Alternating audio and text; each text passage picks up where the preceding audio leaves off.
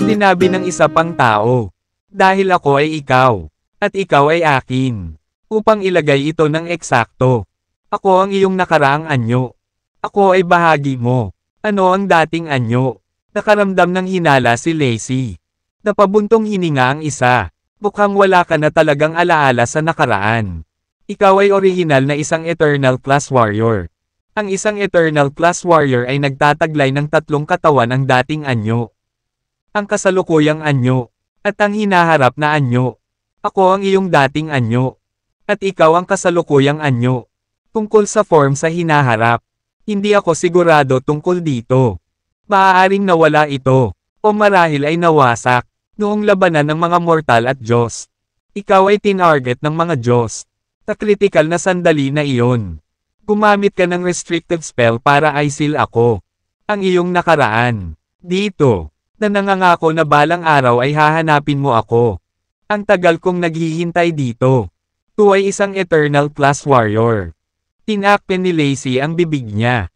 Puno ng hindi makapaniwala ang mukha niya. Kahit na hindi siya isang martial artist.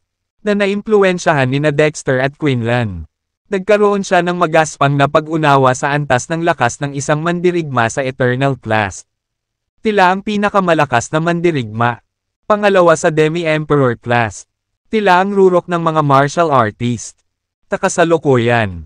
Kahit na sa pinagsamang pagsisikap ni Dexter, Quinlan, at iba pa, hindi sila tugma sa isang pitik ng daliri mula sa isang mandirigmang Eternal Class. Ganun na ba talaga ako kapanipaniwala noon? Parang panaginip ito, sabi ng past form. Sige, tama na ang kalokohan. Babalik ako ngayon sa katawan mo. Kung hindi, madudurog ang aking kaluluwa. Handa ka na ba? Siyempre, hindi pa handa si Lacey. Hindi niya talaga matanggap ito sa sandaling iyon. Gayunpaman, ang nakaraang anyo ay hindi nagbigay kay Lacey ng maraming oras upang ihanda ang sarili. Lumipad siya patungo kay Lacey. Kalaunan ay sumanib sa katawan ni Lacey. Matapos sumanib sa kanyang nakaraan. Naramdaman ni Lacey ang mga tissue at skeletal structure ng kanyang katawan. Maging ang kanyang mga kalamnan.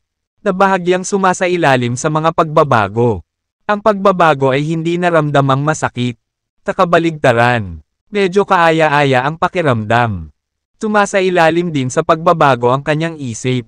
Nakaramdam siya ng pagkahilo at hindi nagtagal ay nakatulog siya ng mahimbing. Matapos siyang makoma, ang lahat sa loob ng mahigpit na kaharian na ito ay nagsimulang mabulok at maubos ng mabilis. Ang dating isang masiglang utopia ay naging isang tiwangwang na kaparangan na puno ng mga guho at peklat sa isang kisap mata. Ang mahigpit na kaharian na ito, din, ay unti-unting naging alikabok, na nagkakalat kung saan-saan. Dito, iniipon ni Dexter at ng iba pa ang lahat ng kanilang lakas upang salakayin ang pasukan ng Restricted Realm. Gayunpaman, ang kanilang mga pagsisikap ay walang kabuluhan. Ang pinaghihigpitang kaharian ay masyadong malakas, at ang kanilang mga pag-atake ay walang kaunting epekto. Lahat sila ay nagkaroon ng kanilang makatarungang bahagi ng mga epekto. Bawat isa sa kanila ay bagbog at bagbog. Huminga ng malalim si Quinlan at itinaas ang kanyang kamay para pigilan ang lahat. Tama na yan. Huminto ang lahat saglit. Huwag nating sayangin ang ating lakas. Isang Eternal Class Warrior. Marahil kahit isang Demi-Emperor. Ang walang alinlangang nagtakda ng Restricted Realm na ito. Kahit na sabay-sabay nating pasabugan ang ating puwersa ng buhay.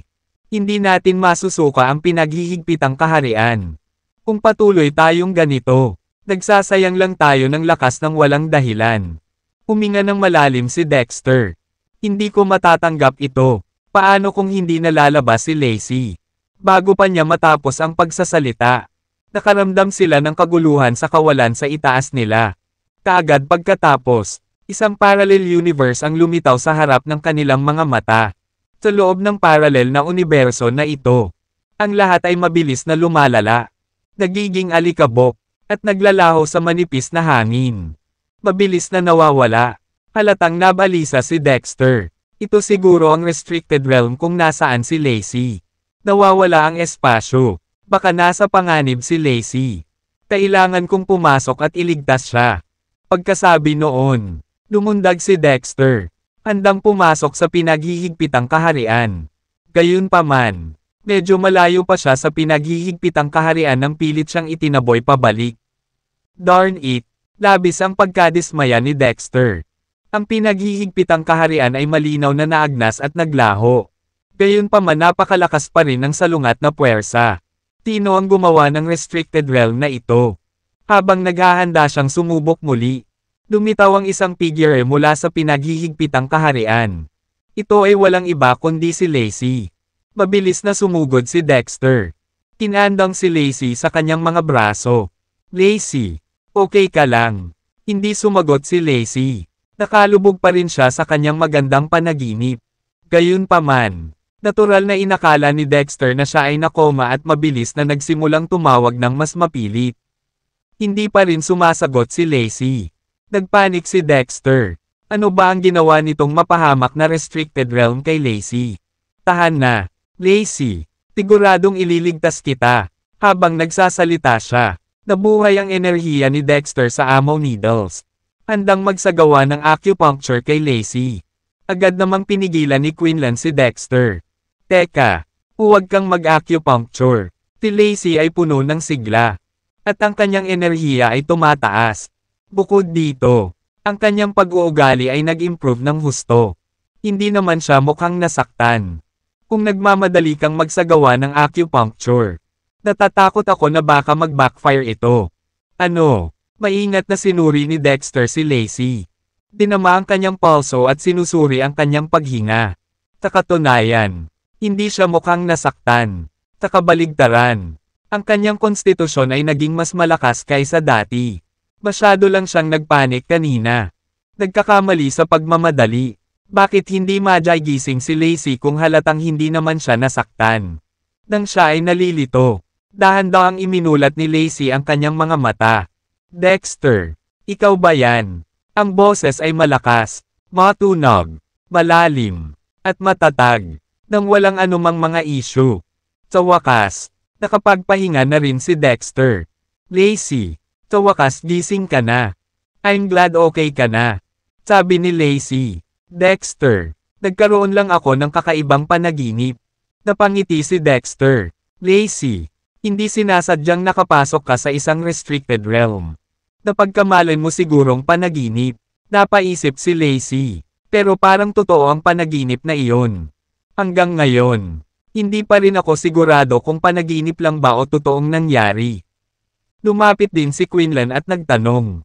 Lacey, sabihin mo sa amin kung ano talaga ang na-encounter mo sa restricted realm. Talagang hindi ka paniwala na nagawa mong umalis sa restricted realm nang hindi nasaktan. Nahulog sa malalim na pag-iisip si Lacey. Hindi ko alam kung panaginip lang ba iyon o totoong pagkikita sa restricted realm. Ang matandang ginseng ay lihim na pinagmamasdan si Lacey mula sa gilid. Ang kanyang ekspresyon ay lalong nagtataka. Tahimik niyang hinikayat si Squirrel sa tabi niya. Maaaring hindi na ang taong ito ang katulad ni Lacey noon. Atakihin mo siya para subukan siya. Mabilis na umiling si Squirrel. Jokes aside, itong babaeng ito ang partner ni Dexter. Itinuring siya ni Dexter na mas mahalaga kaysa sa sarili niyang buhay. Kung maglakas loob akong palihim na salakayin si Lacey, tiyak na babalatan ako ni Dexter ng buhay at mapupunit ako ng paa. Hindi ako pupunta. Kung gusto mong gawin ito, gawin mo ito sa iyong sarili. Isang buntong hininga ang pinakawala ng matandang ginseng. Sige, bantayan mong mabuti ang mga reaksyon ni Lacey para sa akin. Tumango si Squirrel. Sige. Pagkatapos, mabilis na inihagis ni Aged Ginseng si Squirrel kay Lacey habang si Squirrel ay na-distract. Nakatalikod si Lacey kay Aged Ginseng at Squirrel sa sandaling iyon. Lalapit na sana si Squirrel kay Lacey. Bigla niyang hinampas ang palad niya. Dahilan para lumipad si Squirrel. Sa isang casual na pag-swipe ng kanyang kamay, nagpakawala siya ng isang malakas na puwersa na nagdulot ng sunod-sunod na sonic boom na nagpanginig sa kawalan sa kanyang paligid. Lahat ng naruroon ay naapektuhan. Ang Soul Wolf at Killer Wolf ay pinalipad sa mismong lugar sa pamamagitan ng magulong kawalan. Habang si Dexter at Quinlan ay naiwan na nanginginig ang mga tainga at nahihilo na mga mata sa sobrang sakit. Sa sandaling ito, ang lahat ay natulala, at ang kanilang mga puso ay kumikilos sa mga alon ng pagkabigla at pagkamangha. Wala naman tayong nakitang mali, di ba? Ngayon lang, walang kahirap-hirap na napigilan ni Lacey ang palihim na pag-atake ni Squirrel. Higit sa lahat, ang kapangyarihan mula sa kanyang casual na pag-atake ngayon ay nakakagulat na mas malakas kaysa sa pinagsamang puwersa na kanilang pinakawalan. Ito ay ganap na katawa-tawa. Dati ay isa lamang siyang mahina at walang kapangyarihan na ordinaryong babae. Paano siya biglang nakakuha ng ganoon kalakas na explosive power? Hindi lang sila, maging si Lacey ay natigilan. Nakatingin sa sariling kamay na parang hindi makapaniwala. Biglang hinawakan ni Dexter ang kamay ni Lacey para suriin ito. Ngunit walang nakitang kakaiba. Lacey, pwede mo bang ipaliwanag sa akin ang nangyari? Medyo natakot si Lacey. Hindi ko rin alam kung anong nangyari. Naramdaman ko na lang na may umatake sa akin mula sa likod. At kusang lumaban ako. Bakit napakalakas ng atake ko? Sabi ni Quinlan. Kahit magsanib puwersa kaming lahat. Hindi namin kinaya ang welga na iyon. Sa tingin ko isang Nebula class warrior lang ang halos hindi makayanan ito. Mrs. Cruz, tiyak na nakatagpo ka ng isang bagay sa restricted realm. Mangyaring sabihin sa amin kung ano ang eksaktong nangyari. Mabilis na ikinwento ni Lacey ang lahat ng nangyari sa restricted realm. Ibinahagi ang mga detalye sa lahat ng naruroon. Nang matapos ang lahat sa pakikinig, halos malaglag ang kanilang mga panga sa pagkamangha. Quinlan uttered, isang Eternal Class Warrior. Isa ka talagang reborn ancient Eternal Class Warrior. My goodness, mahirap paniwalaan ito. Ang karaniwang kalmado at binubuong aged ginseng ay lubos na nabigla sa sandaling ito. No wonder naramdaman kong iba ka sa dati. Lumalabas na talagang sumanib ka sa iyong nakaraan. Ang iyong kasalukuyang lakas ay hindi maihahambing sa isang tunay na eternal class. Ngunit ang mga nasa ilalim mo ay walang kapares laban sa iyo. Tinabi ni Draco. Sino sa inyo ang makapagsasabi sa akin kung sinong eternal class warrior mula noong sinaunang panahon ang ipinanganak na muli ng babaeng ito? Nagsimulang mag-analyze si Quinlan. Noong sinaunang panahon, maraming babae ang nakarating sa eternal class. Ngunit iilan lamang ang kasing bata niya. Isang tao lang ang naiisip kapag pinag-uusapan ang isa sa pamilyang Hintan. Pati na rin ang pagiging inapo ni Vasilios, Dragon King. Dapat ay mahulaan mo ito. Tama ba? Mataimtim na tumango ang Dragon King. Ang ibig mong sabihin ay ang babaeng emperador ng Telmore. Ang Telmore King. Tumango si Quinlan. Tama iyan. Dapat tingin ang lahat kay Lacey na puno ng gulat ang mga mukha. Hindi ako makapaniwala na makakasama ko ang sinaunang Telmore King. Ang Eternal Class Warrior. Pwede na akong mamatay ng walang pagsisisi ngayon. Ang female emperor ng Telmore ay isang diyosa sa puso ng hindi mabilang na malalakas na lalaki. Kabilang ang maraming mandirigma ng eternal class. Dexter, maswerte kang demonyo. Napakaswerte mong pakasalan ang babaeng emperador ng Telmore. Handa kaming sundan ang iyong kamahalan sa mga henerasyon. Sana ay bigyan kami ng pahintulot ng kamahalan. Saglit, medyo natigilan si Lacey sa hindi inaasahang pabor. Huwag kang ganyan. Malamang na misunderstood mo. Hindi ako isang uri ng reyna. Isa lang akong ordinaryong babae. Wala akong anumang alaala sa pagiging female emperor ng Telmore.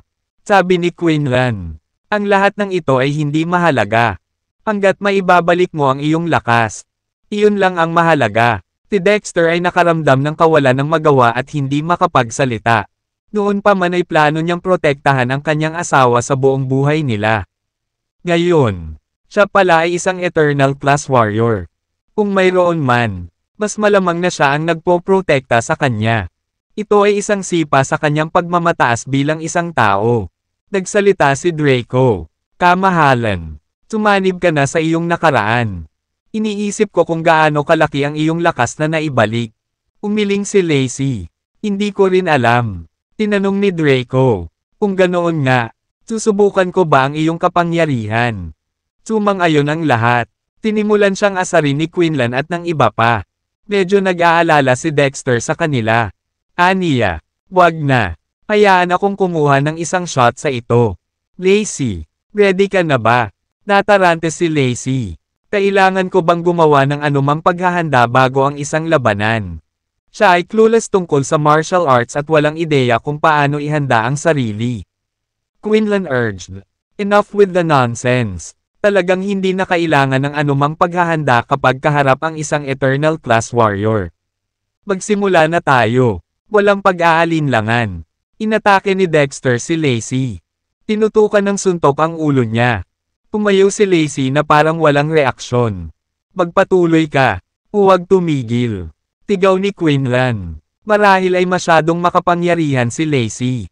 At binalak niyang hampasin habang malapit ng makipag-ugnayan sa kanya ang kamao nito. Gayunpaman, kahit na nadikit ang kamao ni Dexter sa katawan ni Lacey, nanatili itong hindi natinag. Nakatayo na parang estatwa, wala man lang siyang reaksyon.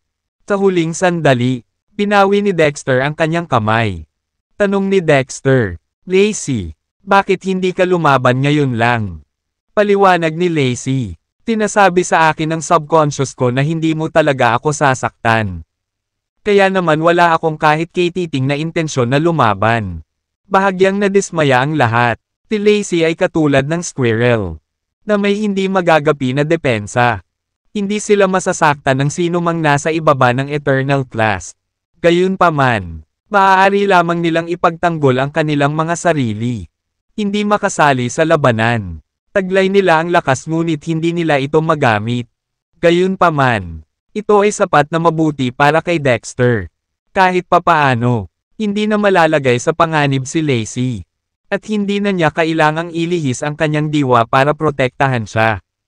Ituloy na natin, sabi ni Dexter. Hindi namin kayang mag-aksaya ng oras. Tara na. Sa pangunguna ni Dexter at Quinlan habang nasa likuran ang Soul Wolf at Killer Wolf. Ang koponan ay umusad ng tuloy-tuloy. Sa sandaling ito, nagkakasalungat ang damdamin ng lahat. Ang mga pagkakataon ay talagang nasa lahat ng dako dito. Tulad ng nabanggit sa labas. Tinamantala ni Dexter at Lacey ang pagkakataong ito. At ang kanilang mga kakayahan ay sumulong ng mabilis. Gayunpaman, pareho silang mapalad na samantalahin ang mga pagkakataon. Kung ang swerte ay wala sa kanilang panig. Ang kanilang haharapin ay hindi mga pagkakataon kundi mga panganib. Lahat sila ay umaasa at natatakot na makatagpo ng isang pinaghihigpitang kaharian. Kung umasim ang swerte, tisipain nila ang balde. Hindi pa sila gaanong naglalakad nang biglang iwinagayway ni Aged Ginseng ang kanyang kamay. Na nagsasabing, tumigil ka kaagad. Agad na tumigil ang lahat. Puno ng pag-iingat ang kanilang mga mukha. Anong problema? Aged Ginseng. Biglang napahiga sa lupa si Aged Ginseng. Napapikit para maramdaman ang banayad na sensasyon sa paligid niya.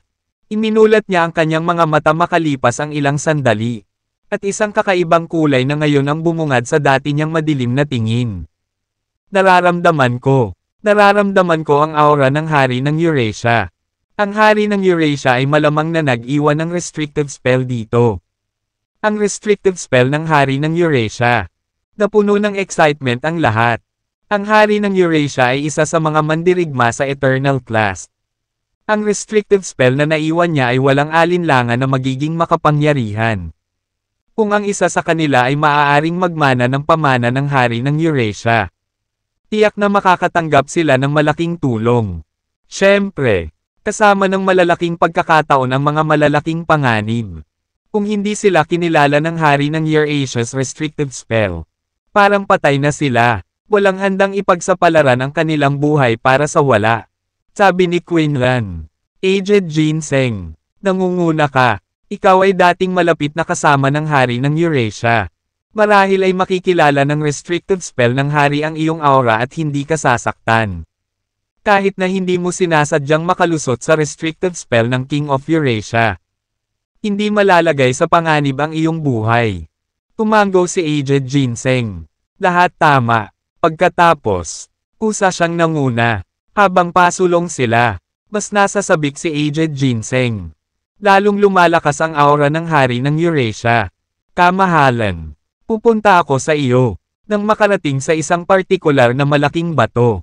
Huminto si Aged Ginseng. Sa sandaling ito, naluluha na siya. I can sense it. Ang restrictive spell ay nasa batong ito. Habang nagsasalita siya, inabot ni Aged Ginseng ang bato. Handang i-activate ang restrictive spell. Agad na pinigilan ni Quinlan si Aged Ginseng. At sinabing, Aged Ginseng, sigurado ka bang gusto mong buhayin ang spell? Ang restrictive spell na ito ay hindi ang hari ng Eurasia. Bagamat maaaring may natitira pang bakas ng espiritual na pakiramdam ng hari. Malaki ang posibilidad na ito ay isang walang emosyong makinang pamatay. Kung hindi ka nito makilala, natatakot ako na baka mabiktima ka nito. Nagtalo si Aged Ginseng. Ang katawan ng hari ng Eurasia ay maaaring selyuhan sa loob. Hindi ko siya mapapaanod na parang nawawalang espiritu. Bukod dito, hindi dapat sirain ang pamana ng hari ng Eurasia. Dapat kong tiyakin na magpapatuloy ang kanyang legacy. Nang makitang determinado si Aged Ginseng, wala nang sinabi pa si Quinlan. Nang walang pag-aalinlangan, hinawakan ni Aged Ginseng ang bato. Pinaandar ang restrictive spell formation. Boom! Pagkatapos ng malakas na pagsabog, isang nakagugulat na palakpakan ng kulog ang umalangaw-ngaw sa himpapawid, na sinundan ng ilang mga kidlat. Nakakagulat, hindi nawala ang mga bahid ng kidlat. Sa halip, diretso silang humarap sa mga tao. Anong nangyayari dito? Karaniwang tumatagal lamang ng ilang segundo ang kidlat bago maglaho. Kaya bakit ang mga kidlat na ito ay hindi kumukupas ngunit nakatutok sa atin? Dapat tayong umiwas. Si Dexter ang unang nag-react. Hinawakan ng kamay ni Lacey at hinayla siya palayo sa karamihan. Nagsimula na ring umatras ang iba. Ang matandang Ginseng ay napuno ng pananabik. At ang kanyang mga luha ay umaagos sa kanyang mukha na parang ulan. Ito ang natitirang sword aura mula sa King of Eurasia's Eurasia Sword. Ito talaga ang natitirang sword aura ng Eurasia Sword. Na pag-aari ng hari ng Eurasia. Haha, ang iyong kamahalan, ang iyong tapat na sakop, ay dumating upang hanapin ka muli. Hindi pa man nasabi ang mga salita ay isang kidlat ang tumama sa lupa. Sa isang iglap, gumuho ang bundok, at nahati ang lupa, na lumikha ng isang kanal na ilang metro ang lapad at ilang metro ang lalim. Na umaabot hanggang sa malayo. Nagulat ang lahat. Hindi iyon kidlat. Ngunit ang natitirang sword aura ng King of Eurasia's Eurasia Sword mula sa 10,000 taon na ang nakalilipas. 10,000 taon na ang nakalipas. Ngunit ang kapangyarihan ng aura ng espada ay hindi pa ganap na nawala. Sa pamamagitan lamang ng isang casual na indayog. Isang maliit na canyon ang nalikha. Ang Eternal Class ay may ganoong nakakatakot na kapangyarihan. Ang natitirang sword aura ay hindi kayang tiisin ni Dexter at ng iba pa. Kaya dali-dali silang umiwas. Gayunpaman, malinaw na hindi matutumbasan ng bilis ng kanilang pag-iwas ang bilis ng slash ng natitirang sword aura. Ilang kidlat ang tumama malapit sa kanila. At sa sandaling iyon, kumikidlat, at kumulog. Naging puti ang lahat. Ang espasyo sa kanilang paligid ay marahas na nag-iba-iba. At ang mundo ay tila umiikot. Sa sandaling ito, ang paningin ng lahat ay nasisilaw ng puting liwanag. Bukod sa malawak na kaputian, wala silang ibang makita. Ang kanilang mga utak ay walang tigil na pumipintig.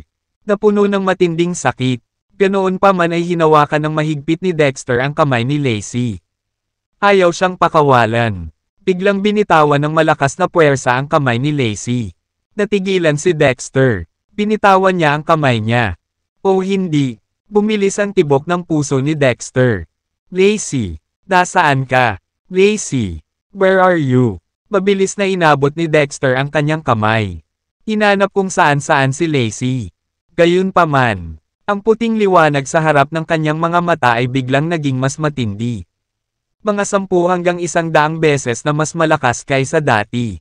Kasabay nito ang pag-ugong ng kanyang utak. Hindi niya kinaya ang matinding kapaligiran na ito at nawalan siya ng malay. Bago siya nawalan ng malay, Isa lang ang nasa isip niya ang hanapin si Lacey. Makalipas ang hindi tiyak na tagal.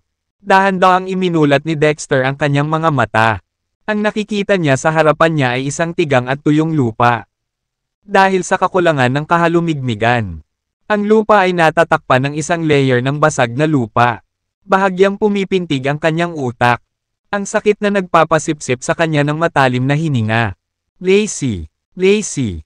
Nang magkamalay na si Dexter ay agad na nabaling ang tingin niya kay Lacey. Lacey, nasaan ka? Mabilis na tumayo si Dexter. Ngunit tumindi ang sakit ng ulo niya.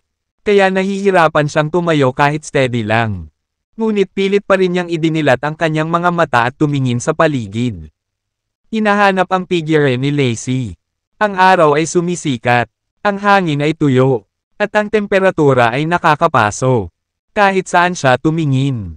Walang iba kundi lupa at walang kaluluwa ang nakikita. Sandali lang. May hindi tama. May nakikita akong madilim sa unahan na nakatayo sa ibabaw ng lupa. Yan ba? Tao. Parang may nakabaon sa lupa. Agad namang sumugod si Dexter at sabay-sabay na binuhat ang kausap. Lacey, ikaw ba yan? Ahem. Ahem. Ang kabilang partido ay nagsimulang umubo ng marahas. Ang kanilang katawan ay natatakpan ng dumi. Ang kanilang mga tampok ay hindi na nakikita. Gayunpaman, batay sa pag-ubo, napagtanto na ni Dexter na ito ay mula kay Quinlan. Hindi kay Lacey. Labis na nadismaya si Dexter. Saan ito? Tanong ni Quinlan sa tensyon na tono pagkatapos niyang imulat ang kanyang mga mata at balisang tumingin sa paligid. Sagot ni Dexter, hindi ako sigurado. Wala akong malay. At nang magising ako, napadpad ako sa lugar na ito. Nakapasok na ba tayo sa pinaghihigpitang kaharian ng hari ng Eurasia? Tumingin muli si Quinlan sa paligid. Umiling. At sumagot, parang hindi. Malamang wala tayo sa restricted realm. Tanong ni Dexter. Kung gayon, bakit tayo nandito? At nasaan si Lacey at ang iba pa? Napabuntong hininga si Quinlan at nagpaliwanag. Ang natitirang sword aura ng hari ng Eurasia ay napakalakas kaya nabasag nito ang espasyo. Ang espasyong kinalalagyan namin ay sumailalim sa spatial shift. At random kaming na-teleport sa lugar na ito. Medyo natarante si Dexter. Ipinaliwanag muli ni Quinlan. Sa pagkakataong ito gamit ang matingkad na mga halimbawa. Ang espasyong kinalalagyan namin noon ay parang isang block ng yelo.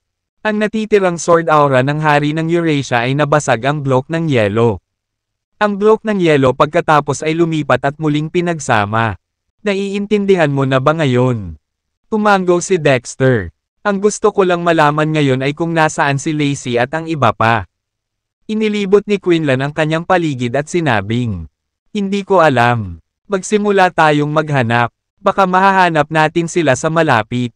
At kaya, naghanap sila. Tinimulan ni na Dexter at Quinlan ang kanilang paghahanap sa dalawang magkaibang direksyon. Gayunpaman, ang lupain ay parang isang malawak na kapatagan, na umaabot hanggang sa nakikita ng mata. At walang nakikitang palatandaan ng aktibidad ng tao si Dexter. Hindi naman siguro malapit si Lacey at ang iba pa. Buti na lang, kaya na ni Lacey ang pakikitungo sa mga taong mababa sa Eternal Class. Kaya hindi ko na kailangang mag-alala ng sobra. Aliw ni Dexter sa sarili. Ahem. Ahem. Nagising si Lacey sa gitna ng marahas na pag-ubo. Nagpumiglas siya sa kanyang mga paa. Nagulat na tumingin sa paligid nang hindi inaasahan ang kanyang sarili sa labasan ng Grand Canyon. The Asterisk Man. Paano ako napunta ulit sa lugar na ito? Ano na lang ang nangyari? Si Lacey ay nagsimulang maalala ng mabuti. Bago ito, inilabas ni Aged Ginseng ang natitirang sword aura ng hari ng Eurasia.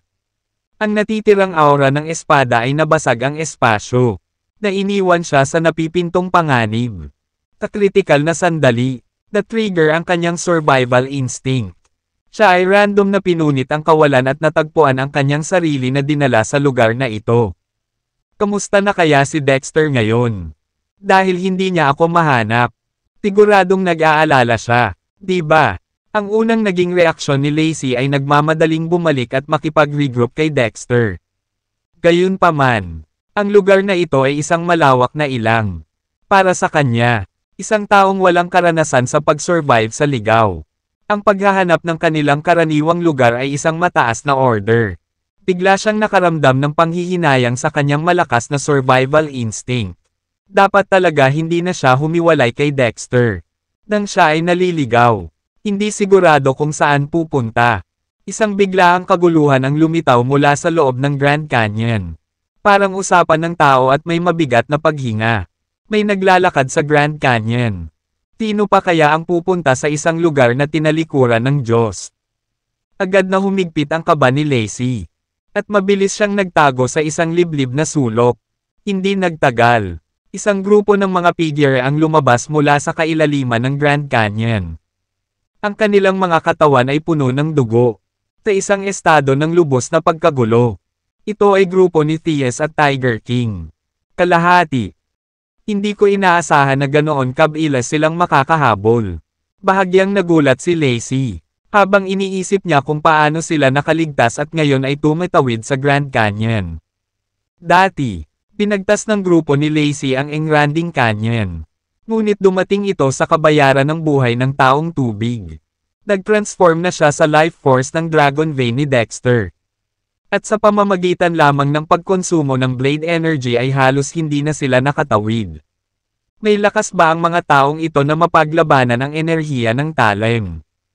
Nang umalis si Thies at ang grupo sa paligid ng Grand Canyon, wala na silang natitirang enerhiya. Naglupisay sila sa lupa. Humihingal. Ang Grand Canyon. Napakalakas niyan. Bumantong hininga si Thies na may malalim na damdamin. Kung hindi ko isinakripisyo ang aking treasured sinaunang anting-anting upang harangan ang enerhiya ng Talem saglit. Namatay tayong lahat doon. Oo, tama ka. Tumango ang Haring Tigre bilang pagsang-ayon at bumantong hininga. Naka-encounter tayo ng ganitong krisis noong papasok pa lang tayo sa isang sinaunang sektor.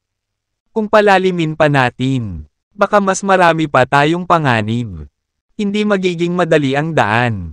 Well, walang problema, sabi ni Erebus. Kung mahihirapan tayong sumulong, dapat mas mahirap para kay Dexter at sa grupo niya. Baka namatay na sila sa Grand Canyon kung tatanungin mo ako. Tumango rin si Raccoon Queen bilang pagsang-ayon. Ang ating sama-samang lakas ay talagang mas mataas kaysa kay Dexter. Nagkaroon kami ng proteksyon ng mga sinaunang anting-anting upang makatakas sa sakuna. Kung wala ang proteksyon ng mga sinaunang anting-anting na ito, si Dexter at ang kanyang grupo ay malamang na tinadtad ng enerhiya ng Talem noon pa man. Napabuntong hininga si Thies at sinabing, sana nga, anyway, huwag muna natin silang alalahanin sa ngayon. Kailangan nating tumuon sa paghilom ng ating mga sugat. Magpahinga at magpagaling. Kapag nakabawi na tayo, maaari na tayong magpatuloy sa ating paglalakbay. Sige, nagmamadaling ipinikit ng lahat ang kanilang mga mata upang magpahinga at magpagaling. Samantala, si Lacey ay nagbalak na tumakas habang hindi sila nakatingin. Ngunit habang naglalakad siya, naramdaman niyang may mali, kaya tumalikod siya at lumingon.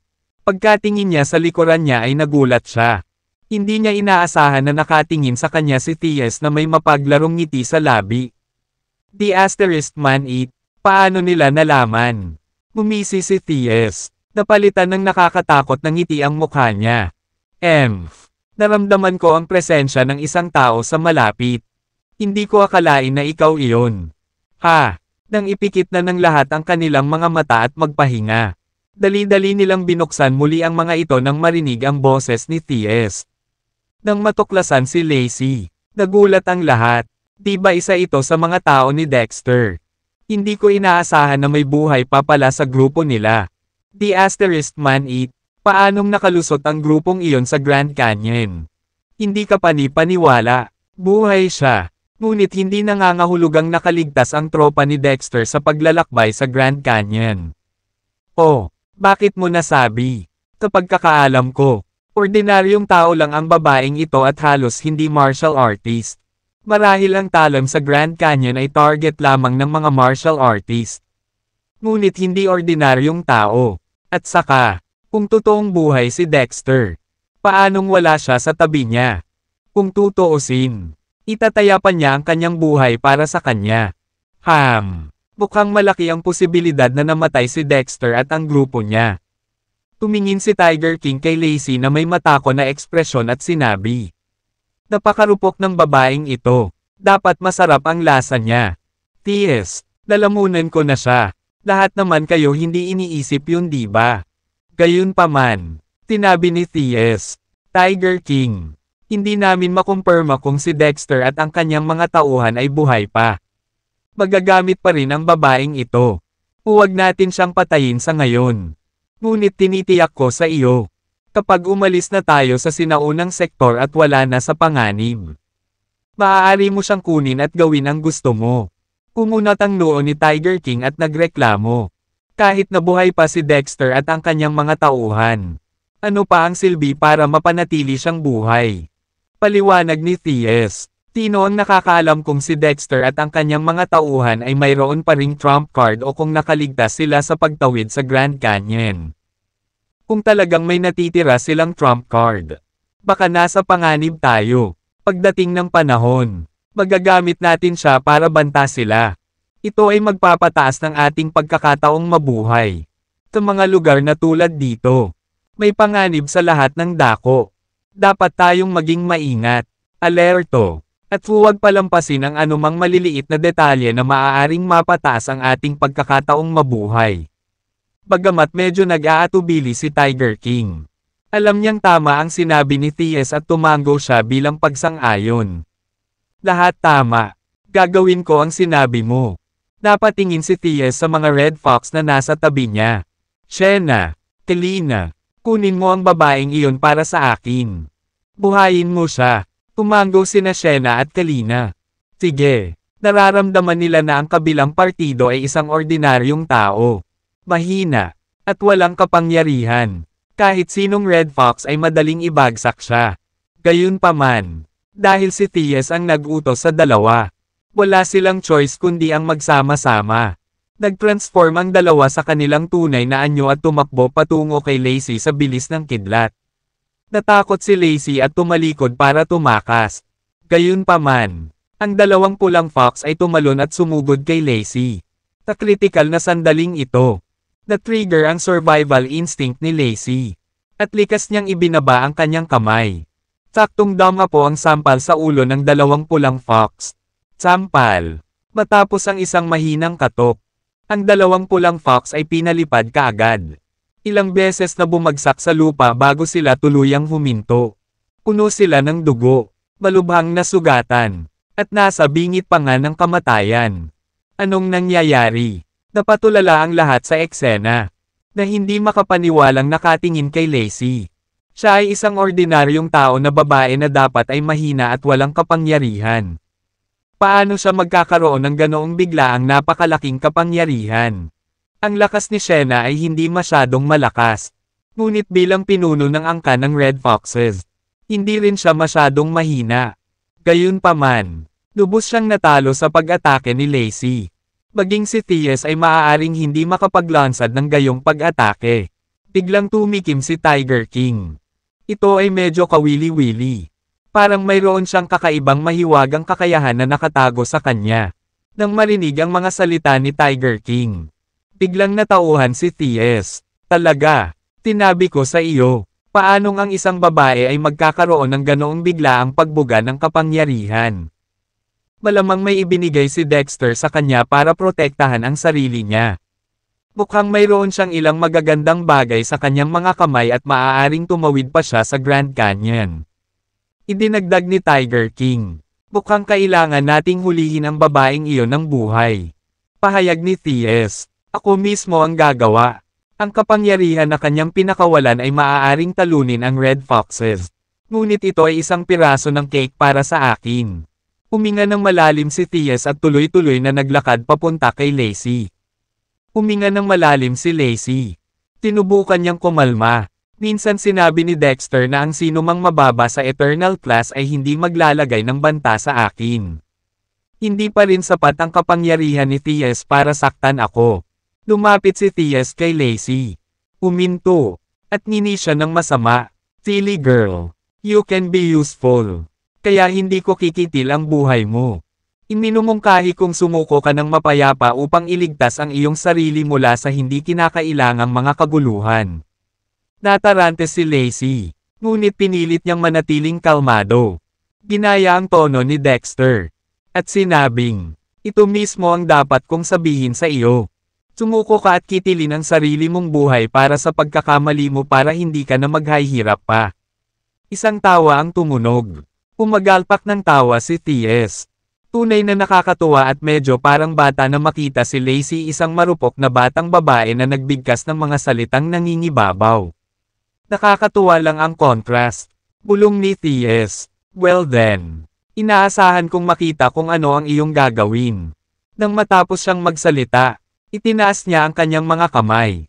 At dalawang bagzo ng Empyrean na hangin ang lumitaw sa tabi niya. Ang Empyrean na hangin ay hindi kapani-pani, walang malakas, na tila may kakayahang pam-unit ng anuman. Habang binibigkas ni T.S. ang spell, dalawang bagzo ng hangin ang bumungad kay Lacey, na tila nagtataglay ng sakuna na kapangyarihan. Si Lacey ay nanatiling kalmado sa harap ng panganib. Walang kibo at halos hindi gumagalaw. Mukhang proud si T.S. Alam kaya ni Lacey na hindi siya makakatakas sa atake ko. Kaya nagbitiw na siya sa kanyang kapalaran. Handang harapin ang kanyang kamatayan.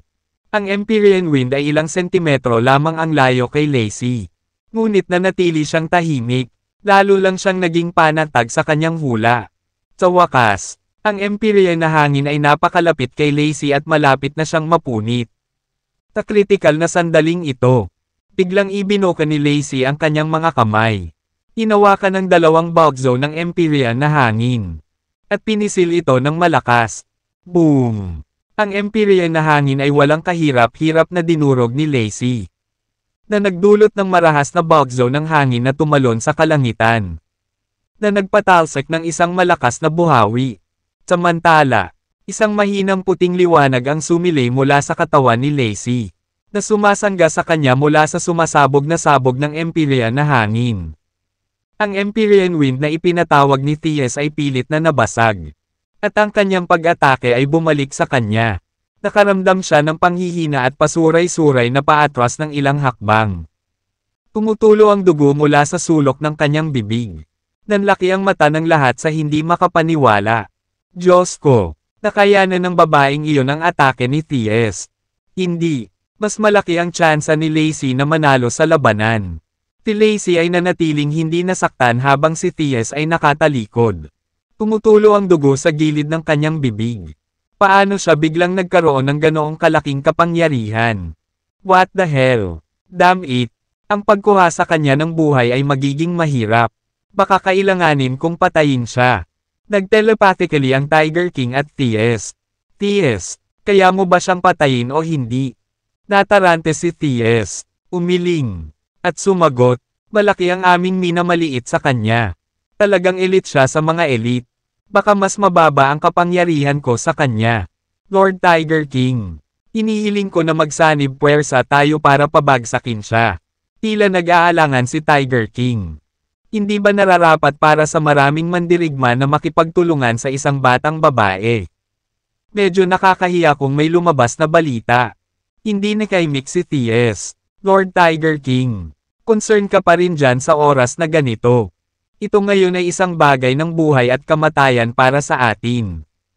Pagkatapos naming maalis si Lacey, walang makakaalam na nagsama kami laban sa kanya. Pagkatapos ng maikling pagmumuni-muni, sa wakas ay tumango si Tiger King. Lahat tama. Magsanib puwersa tayo at ibagsak siya.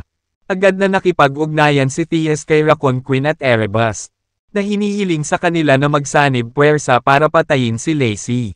Matapos maglabas ng utos si T.S.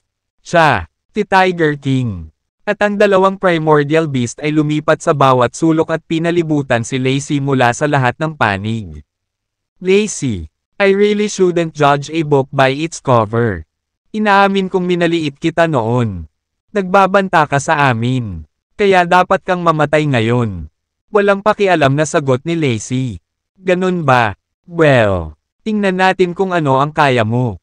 Tinulyapan ni T.S. ang iba ng makahulugang tingin. Patayin siya. Sa kritikal na sandaling ito, isang galit na galit ang biglang umalangaw-ngaw mula sa Grand Canyon. Lahat, tumigil kayo dyan. Agad na nagpanik si Thies at ang iba pa. Damn it, nandito ba si Dexter at ang mga tauhan niya? Ang pakikitungo kay Lacey ay sapat ng hamon. Kung si Dexter at ang kanyang mga tauhan ay nagpakita, si Thies at ang iba pa ay maaaring humarap sa isang malaking sakuna. Maingat, tumingin sila at handang tumakas anumang oras. Nang sa wakas ay makilala na nila kung sino ang nagpakita. Nakahinga ng maluwag si Thies at ang kanyang mga kasama. Hindi si Dexter ang dumating kundi ang tatlo niyang mahihinang subordinate sina Ares, Tyler, at Alfred. Hindi sila masyadong malakas. Hindi man maalis ni Thies at ng kanyang mga kasamahan si Lacey at ang tatlo pa. At least, hindi sila matatakot ng mga ito. Galit na tumakbo sina Ares, Tyler, at Alfred papunta kay Lacey. Natarante sila. Damn it, paano napunta si Lacey na mag-isa at maging sa kamay ni Thies at ng iba pa? Si Thies at ang iba ay medyo makapangyarihan. Baka mapahamak kami. Gayunpaman, kahit na ang kamatayan ay hindi maiiwasan, dapat silang lumaban upang protektahan si Lacey. Ang pagpatay ng isa ay sulit, at ang pagpatay sa dalawa ay nangangahulugang sila ay nasa unahan. Kahit na ang posibilidad na mapatay nila ang sinumang kaaway ay halos wala. Nang makita si Ares at ang iba pa na humakbang patungo sa kanya, agad na natarante si Lacey. Maaaring protektahan ni Lacey ang kanyang sarili. Gayunpaman, kung magkakasama sila, maaaring hindi niya sila maprotektahan kapag naglunsad ng pag-atake ang mga kaaway. Maaaring nasa panganib ang kanilang buhay. Dapat ko silang pigilan sa paglapit sa akin kahit anong mangyari. Agad na nagtaas ng boses si Lacey at sinigawan si Ares at ang iba pa. Tumigil ka at huwag kang lalapit. Huwag kang mag-alala. Kakayanin ko ang mga ito sa aking sarili at hindi malalagay sa panganib. Manood ka na lang sa malayo. Walang paraan si Ares at ang iba ay posibleng maniwala sa mga salita ni Lacey. Si Lacey ay isang ordinaryong babae lamang. Kahit na ang isang amateur martial artist ay madaling pumatay sa kanya. Walang sino man ang maniniwala na makakalaban niya ang isang grupo ng mga makapangyarihang mandirigma ng mag-isa. Hindi nagpabagal si Ares at ang iba pa. Sa halip, bumilis ang kanilang mga lakad. Pawis na pawis si Lacey sa gulat habang sinisigawan sila. Gayunpaman, hindi nila siya pinansin at mabilis na sumugod sa kanyang tabi upang makipagsanib puwersa sa kanya. Medyo nena si Lacey. Bakit ayaw mong makinig lahat? Ito ay kahanga-hanga. Baka hindi ko kayo maprotektahan lahat. Tinalibutan ni na Ares, Tyler, at Alfred si Lacey. Lacey, huwag kang mag-alala. Kahit na magdulot ito sa amin ng aming buhay. Tisiguraduhin naming makakatakas ka ng ligtas. Agad na sinabi ni Lacey. Makinig kayong lahat sa akin. Mag-iingat ka na lang mamaya. Pakiusap huwag kang mag-alala sa akin. Gulat na napatingin si Ares kay Lacey. Lacey, medyo kakaiba ang kinikilos mo ngayon. Tinakot ka ba nila? Taglit na hindi alam ni Lacey kung paano ipapaliwanag. Napatingin si Thies sa tatlo. Medyo hindi nasisiyahan ang ekspresyon nito. Damn it, paano kayo nakaligtas sa pagtawid sa Grand Canyon? Tumawa si Ares. Salamat sa lahat. Hinarang mo ang enerhiya ng talam na nagpapahintulot sa amin na makatakas ng hindi nasaktan. Damn it, galit na sumigaw si Thies. How dare you secretly follow us? Dagdag pa ni Ares, ikaw ang nagpumilit na mauna sa amin. Nakasunod lang kami sa likod. Hinaharangan mo talaga ang daan namin. Ang kalokohan. Galit na galit si Thies. Kayong mga walang hiyang tao. Tatapusin ko ang buhay mo ngayon. Patayin sila. Pagkatapos ng utos ni Thies, sabay-sabay nilang inilunsad ang pinakamalakas nilang pag-atake. Ang apat na nakaligtas ay pawang mga mandirigma. Sabay-sabay nilang pinakawalan ang kanilang pinakamalakas na pag-atake. Isang nagniningning na liwanag ang biglang tumakip sa buong lugar. Natagpuan ni Lacey at ng tatlo ang kanilang mga sarili na nakapalibot sa pinakagitna. Ang pag-atake ay napakatindi na nagpadala ito ng mga panginginig ng boses sa hangin. Napunit ang lupa. At nagkalat ang mga ulap sa kalangitan. Nakakagimbal ang eksena. Nagtawanan si Thies at ang iba sa kasiyahan. Ang kapangyarihang hawak nila ng magsanib puwersa ay higit pa sa kanilang inaasahan. Si Lacey at ang iba ay nasa sitwasyon na ngayon kung saan hindi maiiwasan ang kamatayan. Pinalibutan ng atake ng kanilang mga kalaban si Lacey at ang tatlo. Sa sobrang tindi ng napakalaking puwersa ay naghahabol ng hininga si Ares at ang dalawa pa. Lalo pa itong nilalabanan. Ang lakas ng kanilang mga kaaway ay higit pa sa kanilang mga imahinasyon. Ano ang dapat nating gawin? Ano ang dapat nating gawin? Bahala na ang pagprotekta kay Lacey. Hindi man lang nila may pagtanggol ang sarili nila. Biglang napasigaw si Lacey nang sila ay naliligaw. Bumaba ka na. Dali. Ano? Nagpupumiglas ang tatlo na lumingon kay Lacey. Lacey, anong sabi mo? Ulit ni Lacey. Bumaba ka na dali. Ipagsasanggalang ko kayong lahat sa pag-atake. Nagkatinginan silang tatlo. Halata ang pagkagulat sa kanilang mga mukha. Ang mapang-ipong puwersang dinala sa kanila ng kanilang mga kaaway ay nag-iwan sa tatlong mandirigma na naghahabol ng hininga at nagpupumilit na magsalita. Gayunpaman, sa sandaling ito, nanatiling kalmado at kalmado si Lacey. Nalubos na hindi naapektuhan ng pananakot ng kabilang partido. Ano sa lupa ang nangyayari dito? Paanong ang isang ordinaryong babae ay daijin silang lahat? Tigaw ni Lacey. Ano pang hinihintay mo? Bumaba ka dali. Poprotektahan ko kayong lahat. Pagkatapos noon, naglabas si Lacey ng halo ng liwanag mula sa kanyang katawan. Mabilis itong lumaki. Mabilis na binalot din ang tatlong mandirigma. Natigilan sila sa isang iglap. Ano ang nangyayari? Anong ginagawa ni Lacey? Paano siya makakapaglabas ng magaan na kalasag? At saka, may energy wave na nagmumula sa shield. Ito ba ay isang protection na kalasag? Paanong ang isang ordinaryong babaeng tulad niya ay biglang natuto ng martial arts? Ito ay tiyak na hindi kapani-paniwala. Natigilan ang tatlong mandirigma. Galit na sumigaw si Lacey. Kung gusto mong mamatay, huwag mag-atubiling tumayo dyan. Mabilis silang nanambalik sa katinoan at agad na umiwas sa pag-atake. Tinabi sa kanila ng malakas nilang sixth sense na kayang protektahan sila ni Lacey. Sabi ni Alfred, Ares, hindi mo ba naisip na medyo iba si Lacey sa taong kilala natin noon? Tumanggo si Ares, tama ka, parang ibang tao na si Lacey ngayon. Tanong ni Tyler, hindi kaya sila ni Lacey ang iisang tao. Sagot ni Ares, I don't think so. Sino ang magpapanggap na isang ordinaryong babae nang walang dahilan? Tanong ni Tyler. Then explain to us what exactly happened to her. Paano siya biglang naging napakalakas? Bumalik si Ares at sinabing, paano ko malalaman? Tigilan mo na ang kalokohan. Panatilihing bukas ang iyong mga mata. Kung hindi makayanan ni Lacey ang kanilang pag-atake, dapat natin siyang protektahan kaagad. Naiintindihan. Naiintindihan. Ito pala ang tatlong mandirigma ay nag-alala para sa wala. Kabigla ang pagsabog ng kapangyarihan. Mabilis na lumawak ang magaan na kalasag ni Lacey. Ang pag-atake na inilunsad ng mga kaaway ay lubos na napasuko. Boom! Boom! Boom! Umalangaw-ngaw ang tunog ng mga sonic boom. At napuno ng shockwaves ang kalangitan. Makalipas ang 5 minuto. Tuluyang natahimik ang mundo. Sa larangan ng digmaan, nag-backfire si Thies at ang iba pa at nagtamo ng mga pinsala sa iba't ibang antas. Si Lacey at ang tatlong mandirigma ay nanatiling hindi nasaktan. Gayunpaman, ang tatlo ay nakahandusay sa lupa, na lumilitaw na bahagyang gusot. Gayunpaman, ang kanilang mga kondisyon ay higit na mabuti kaysa Thies at ang kanyang mga kasama. Si Thies at ang mga puso ng iba ay tumibok ng malakas. At sila ay hindi makapaniwala. Nakapagtataka, na paglabanan niya ang pinagsamang pag-atake ng 4 na Sun and Moon class warriors ng mag-isa. Gaano siya kalakas? Klase sa nebula.